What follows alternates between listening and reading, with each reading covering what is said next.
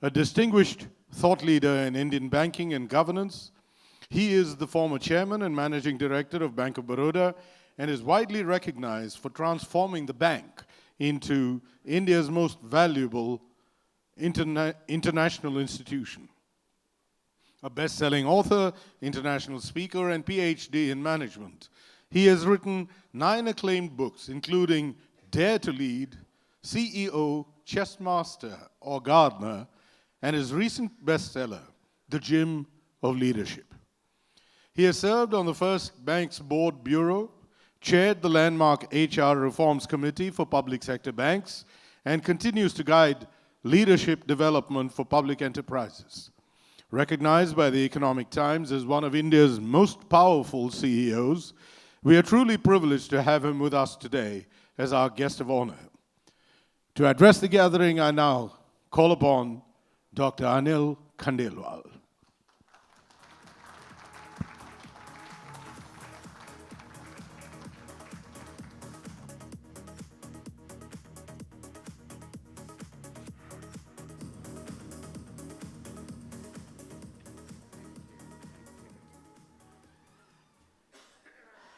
Good evening, ladies and gentlemen. First of all, thank you, Anand and his team, for inviting me to this forum. When you succeed a speaker like Gopal, my good friend, it's very difficult because he has huge experience, huge experience. I'm a kind of a bull in China shop. I've never been worked in a factory, although I'm an engineer myself. In fact, I avoided a factory floor, to be very honest with you. I found it so difficult, so challenging, and nightmarish, if I can say. I often feel that our media, the entire system is so biased in the favor of front-looking functions. Every time you have CFO conference, CHRO conference, Chief Marketing Officers conference, but I rarely find a conference for manufacturing people. In that sense, Anand deserves, I think, an award himself to organize this. Because he has virtually brought you out from the mines. You are hiding somewhere, doing your job very sincerely. So, I have been really puzzled about this aspect. Why does it happen? You manufacture the product, you are responsible for quality, you are responsible for brand, for everything, but you are nowhere, at least in media. You see CNBC. I must have rarely found coming from manufacturing sector to speak to people. So therefore, I am extremely happy to be coming here and talking to you, because I am aware how difficult it is to create something. How difficult it is to really be on the ground. What I call grounded wisdom, not the corporate wisdom. You have seen recently what has happened to icons who are on the board and, the airline that went into this. And the entire board and top is exposed with regard to their leadership. The leaders reside in the workplace. I want to give you an example. I don't know how many of you have heard the name Alan Mulally. Please raise your hands. 3-4 people. He was, I think, the man who turned around Ford Motor Company, but before that, he was head of the project Boeing 777. in the Boeing company. And he decided to shift his office from the corporate headquarters to the factory. People say most part of his work was on the shop floor, going round, meeting people, checking, listening to people. Because I always believe, and one of my leadership, what I call, I don't want to use the word mantra, but is that the wisdom is in the field, respect it. Wisdom is in the field anywhere. And that's what our transformation, when I took over the bank was really one of the best banks, but in its history, it was coming down. And let me tell you, when organizations come down, you find the bottleneck is always at the neck of the bottle, at the top. The bottleneck is always at the neck of the bottle.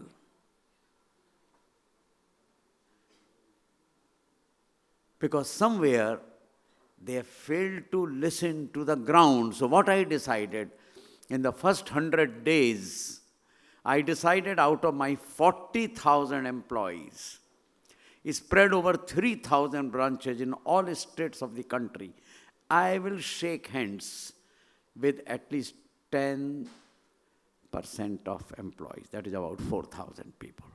And I went round. You may not know what it makes for CEO to shake hands with the men on the ground. They take photo, usko jadwate hain kai baar. For us it may be a routine. When I addressed them and made a presentation to them that why our bank is falling, they were not even knowing. Imagine 40,000 employees somewhere in Bihar and somewhere there and somewhere there and somewhere there.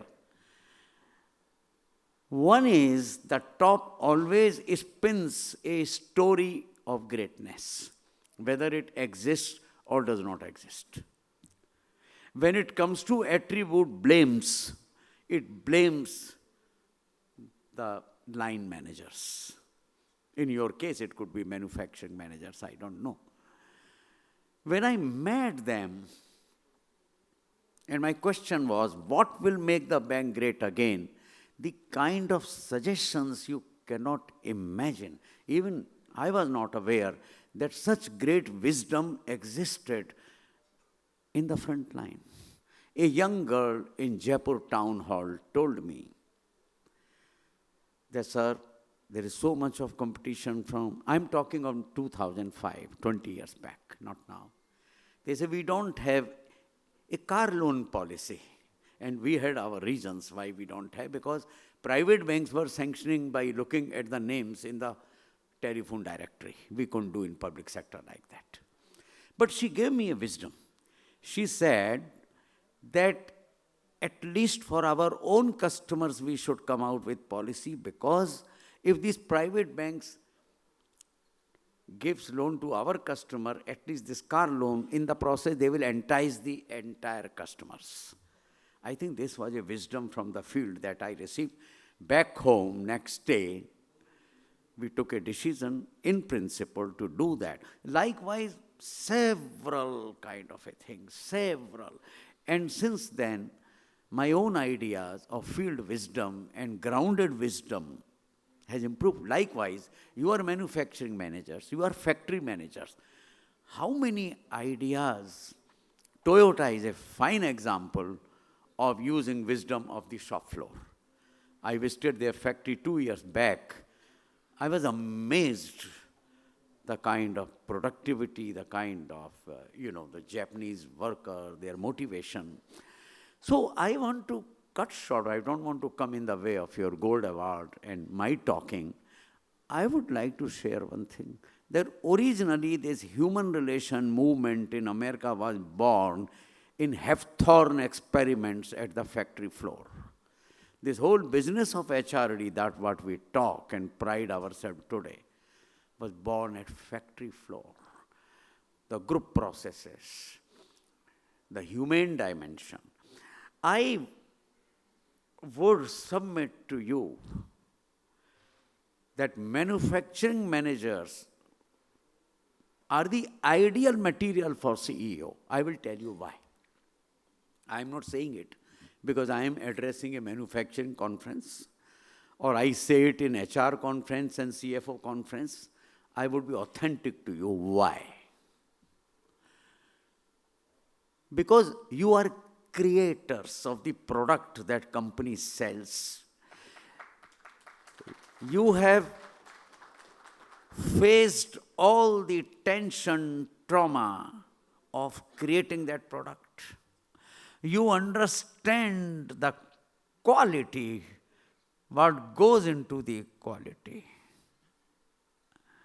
And you take all care to maintain something called absence of accidents, absence of fire, absence of this, absence of that. You are Mr. Absence, manager of Mr. Absence of all those things.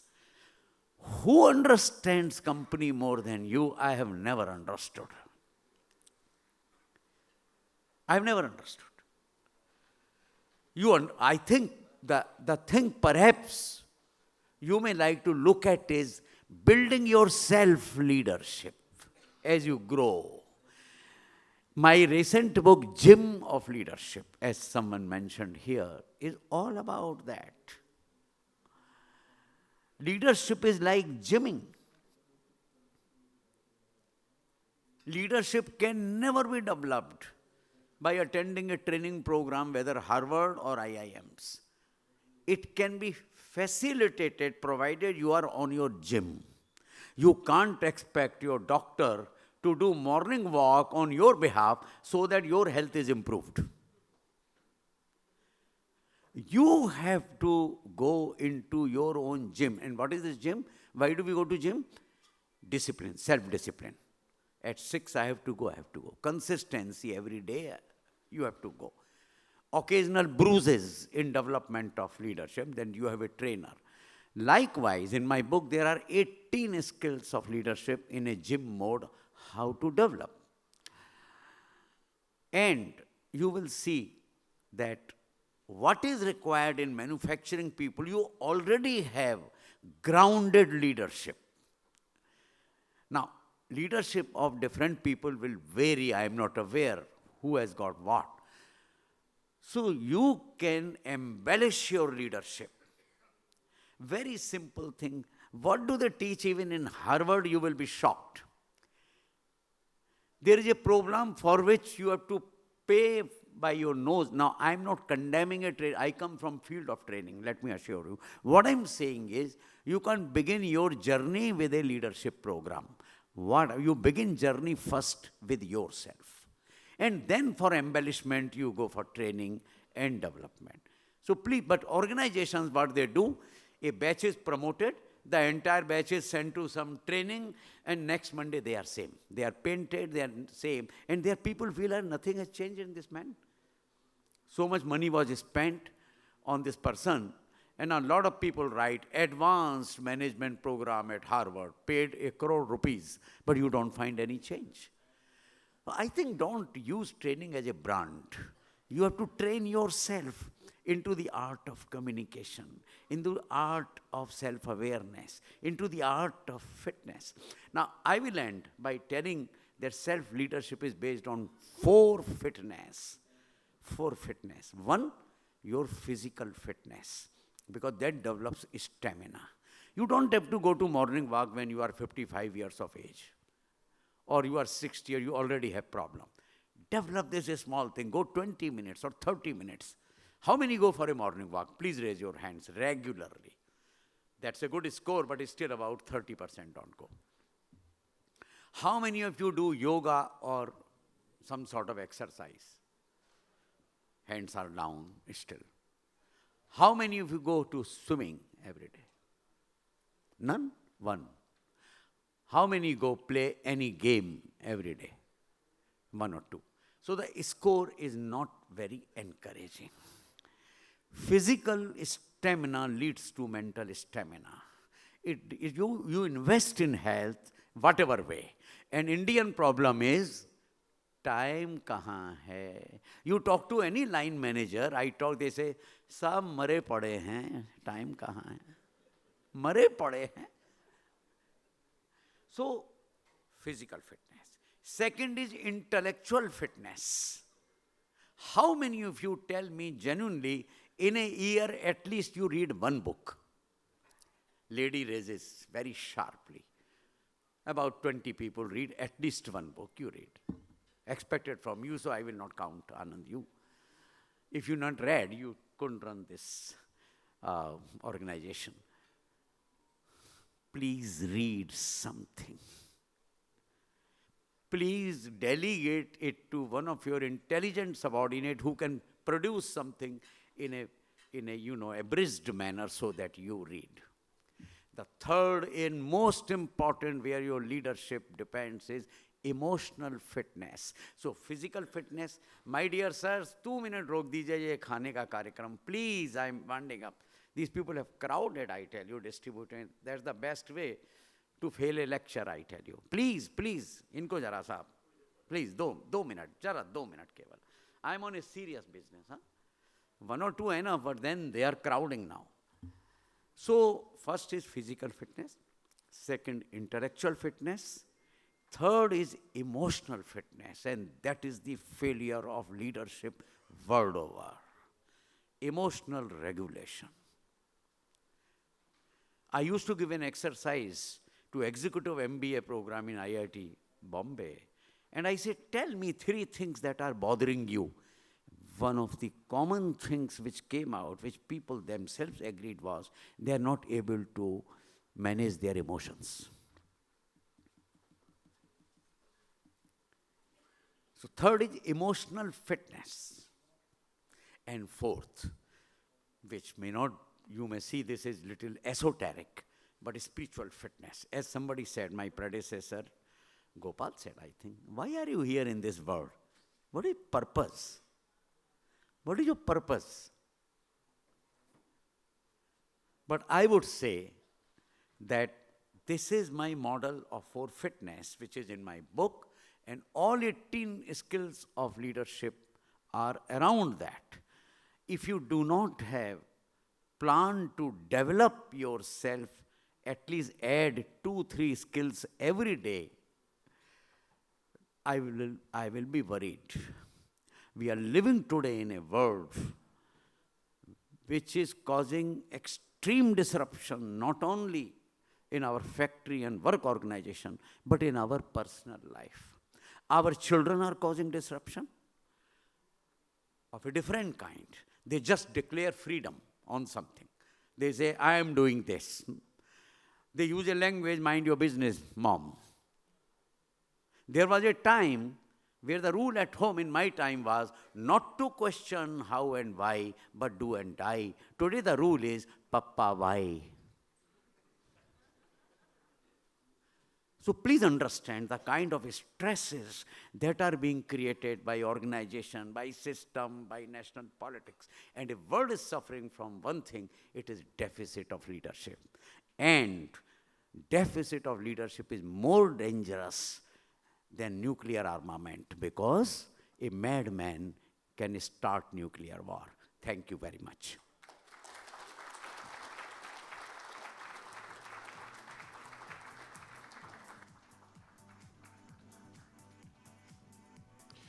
Thank you, Mr. Khandelwal.